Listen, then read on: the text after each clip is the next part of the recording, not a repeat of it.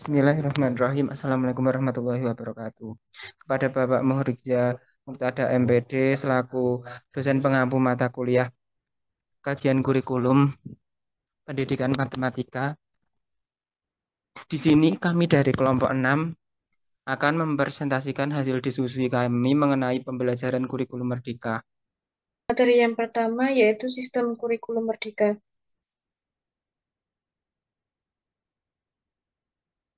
Nah, kurikulum merdeka itu merupakan kurikulum yang mengacu pada pendekatan bakat dan minat.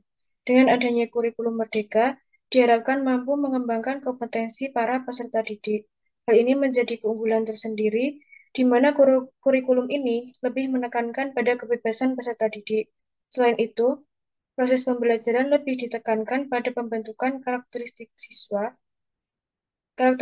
dengan cara pendidik dan peserta didik mampu berkomunikasi dengan baik melalui kegiatan belajar mengajar.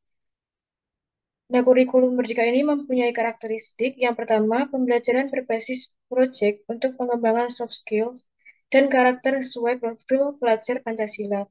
Kemudian fokus pada materi esensial sehingga ada waktu cukup untuk pembelajaran yang mendalam bagi kompetensi dasar seperti literasi dan numerasi.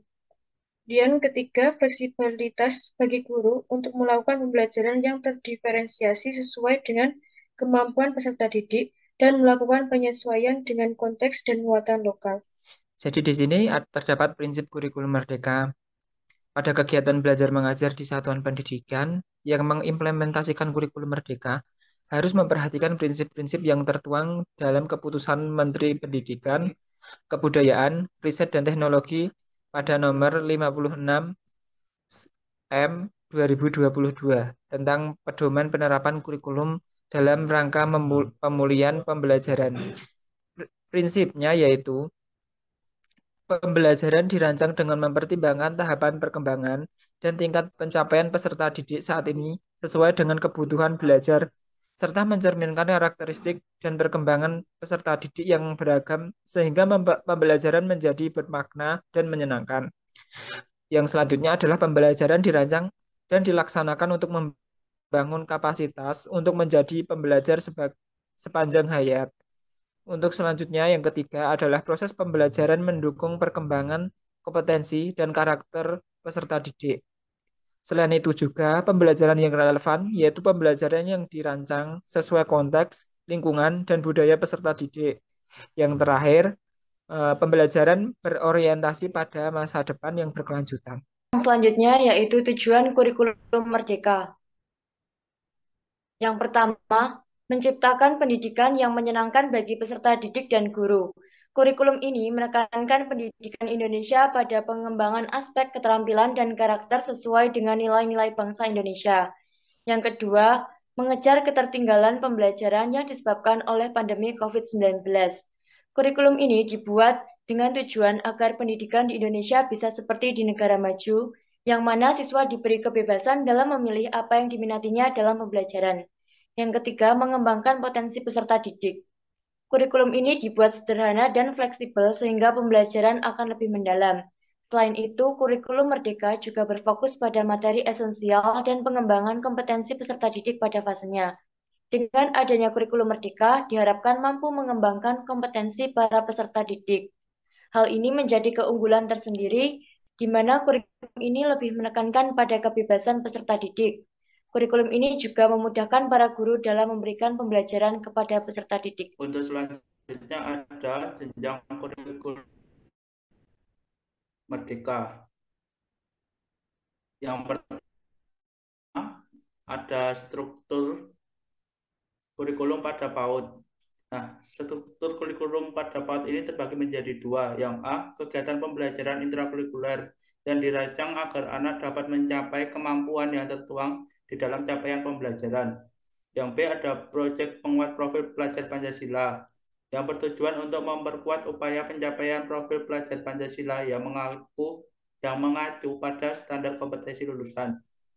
Yang kedua ada struktur kurikulum pada pendidikan dasar dan menengah. Ini juga terbagi menjadi dua. Yang A ada pembelajaran intrakurikuler, di mana kegiatan pembelajaran intrakurikuler untuk setiap mata pelajaran mengacu pada capaian pembelajaran. Yang B ada proyek penguat profil pelajar Pancasila. Nah, di sini pelaksanaannya dilaksanakan secara fleksibel, baik muatan ataupun waktu pelaksanaannya. Yang ketiga ada struktur kurikulum SMP, MTS, atau bentuk lain yang sederajat.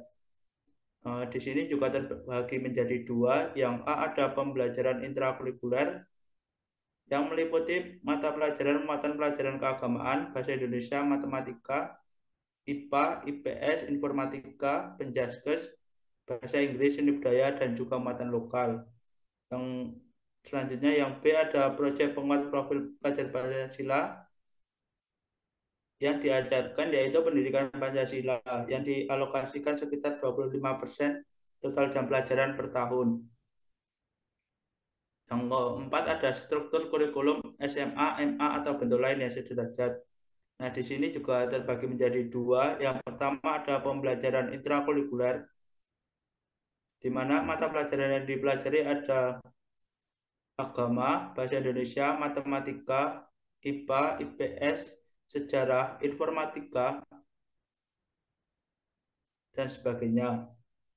Yang B ada proyek penguat profil pelajar Pancasila. Nah, di sini seperti yang sebelumnya yang diajarkan yaitu pendidikan Pancasila yang dialokasikan sekitar 30% dari waktu jam pelajaran per tahun. Dan yang terakhir ada struktur kurikulum SMK atau MAK. Nah, di sini terbagi menjadi dua, yaitu pembelajaran intrakurikuler dan juga proyek penguat profil pelajar Pancasila. Untuk yang selanjutnya yaitu mengenai kelebihan dan juga kekurangan dari kurikulum Merdeka. Yang pertama yaitu dari kelebihan kurikulum Merdeka. Untuk poin yang pertama yaitu lebih merdeka. Dalam artian merdeka di sini yaitu mengarah ke pembelajaran yang lebih bebas dan juga leluasa, sehingga siswa itu diberikan kebebasan dalam memilih mata pelajaran sesuai minat dan juga bakat masing-masing. Lalu poin yang kedua yaitu sederhana namun lebih fokus. Pada penerapannya, kurikulum ini memfokuskan siswa pada materi yang esensial dan pengembangan kompetensi. Hal ini dapat dilihat dari penyampaian bahan ajar yang tidak terburu-buru serta mendalam dan bermakna. Lalu untuk poin yang ketiga yaitu lebih relevan dan juga interaktif. Kurikulum Merdeka ini menerapkan metode pembelajaran berbasis proyek atau project-based learning, yaitu metode di mana memberikan kesempatan kepada siswa agar aktif dalam mengeksplorasi isu-isu yang berkaitan dengan mata pelajaran, seperti kesehatan, masalah lingkungan, dan sebagainya, serta dapat mendukung pengembangan karakter dan juga kompetensi profil pelajar Pancasila. Lalu yang kedua yaitu terdapat kekurangan pada pembelajaran kurikulum Merdeka. Untuk poin yang pertama yaitu persiapan yang kurang matang. Peresmian dan juga peluncuran kurikulum Merdeka yang baru saja dilakukan oleh Mendikbudristek beberapa bulan lalu tentunya diperlukan pengajian dan evaluasi yang lebih mendalam agar penerapannya lebih tepat dan juga efektif. Lalu yang kedua yaitu perencanaan sistem pengajaran masih belum rinci. Jika dilihat dari prosedur pelaksanaan pembelajarannya, sistem pengajarannya belum dibahas dengan rinci mengenai upaya peningkatan kualitas pendidikan di Indonesia. Lalu untuk poin yang terakhir yaitu kurangnya kapasitas SDM. Setelah diresmikan, tentu pihak pemerintah harus memberikan sosialisasi tentang kurikulum baru, serta melakukan persiapan yang matang. Sebagai tumbak utama dalam penerapannya, maka guru harus diberikan pola pendidikan dan latihan atau diklat secara bertahap dan juga berkelanjutan. Selain itu, kualitas pedagogis guru perlu ditingkatkan, pola pikir dan paradigma lama perlu diubah, serta diperkenalkan strategi-strategi pembelajaran yang sesuai dengan siswanya. Selanjutnya yaitu sistem pembelajaran kurikulum Merdeka.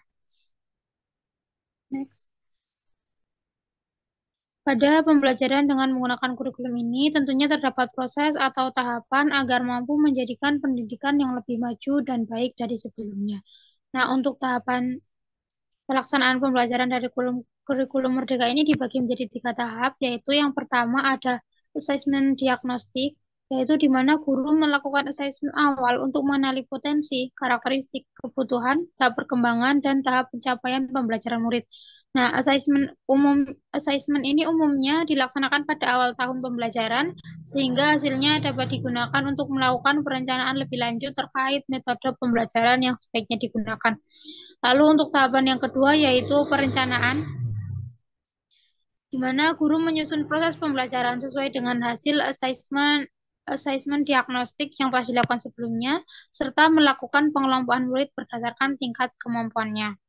Lalu untuk tahapan yang ketiga yaitu tahapan pembelajaran. Nah, selama proses pembelajaran ini, guru akan mengadakan assessment formatif secara berkala untuk mengetahui proses pembelajaran murid dan melakukan penyesuaian metode pembelajaran jika diperlukan.